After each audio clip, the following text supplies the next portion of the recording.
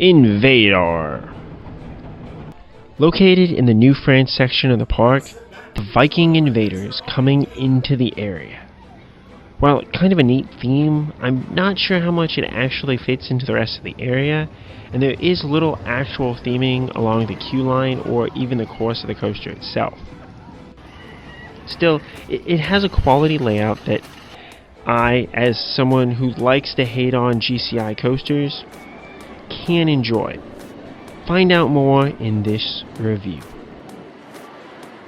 Great Coasters International offers modern Thorowood coasters that normally get praised for their airtime. Though with the restraints of their trains, I'm not a huge fan. White Lightning at Fun Spot Orlando offers nice pops with its double up, double down, and out and back layout. Roaring Timbers at Sunworld Hon Thom offers a great course with airtime, particularly the 4 bunny hills towards the end of the ride. Texas Stingray, though, offers a different type of airtime that is just harder for me to enjoy, especially if the restraints are a bit too tight. And that leads to my larger issue with these Great Coaster International coasters: the restraints.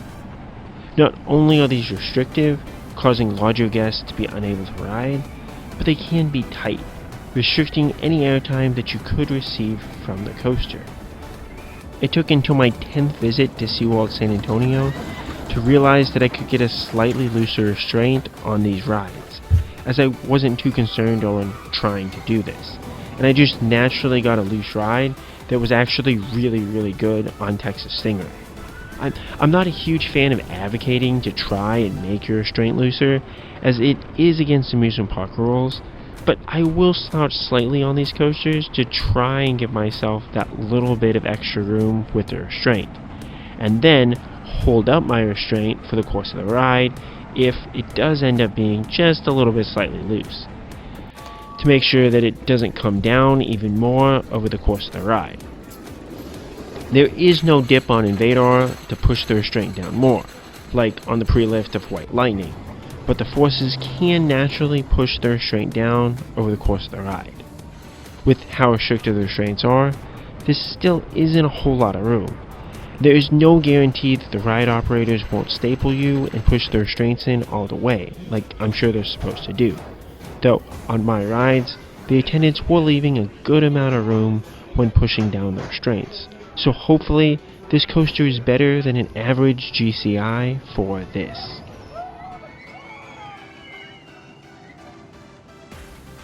The quasi-lack of theming is also apparent in the queue line, as it is just a few wooden shade structures that you can stand in.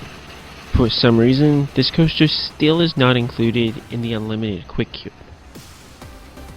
It is just a one-time single shot on the highest level, but the line still shouldn't get too long, likely being about 20 minutes if all the area down around the stairs is filled up, which seemed about normal on my visit.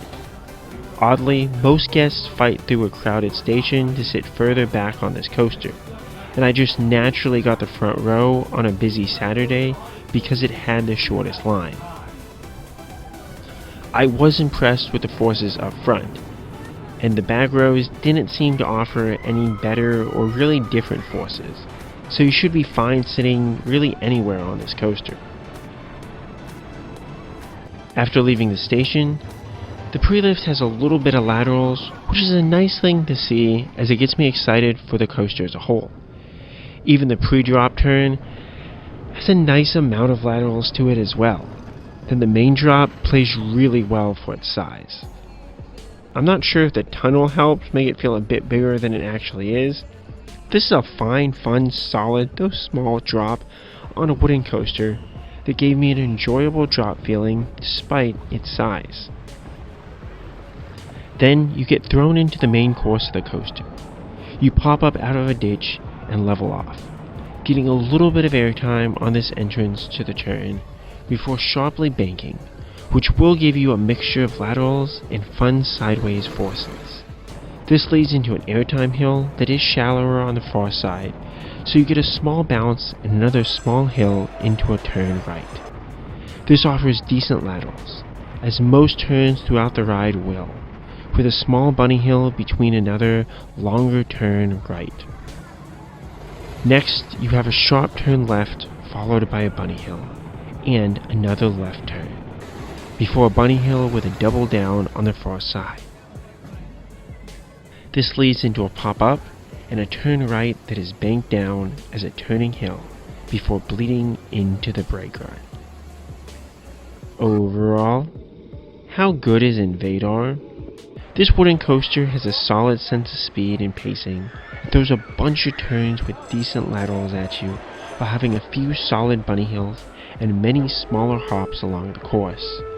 With a focus on more traditional, smaller coaster elements, this plays great as a GCI, as you can enjoy both the laterals and airtime, and it is small enough that hopefully families can enjoy most of this layout.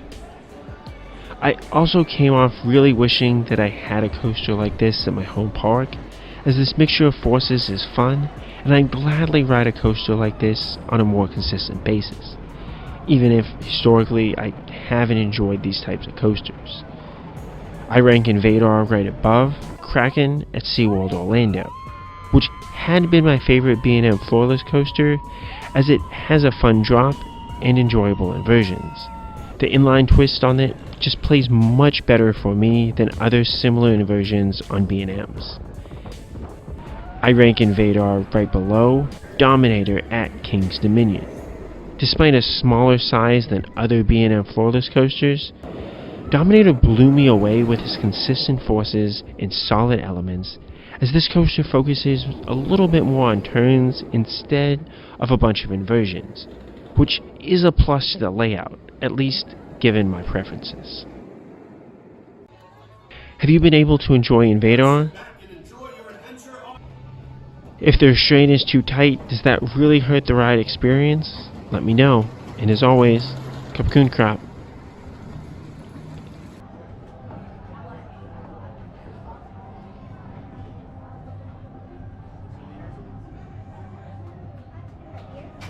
During your ride, please remain seated upright, keeping your hands, arms, and legs down and inside the train at all times.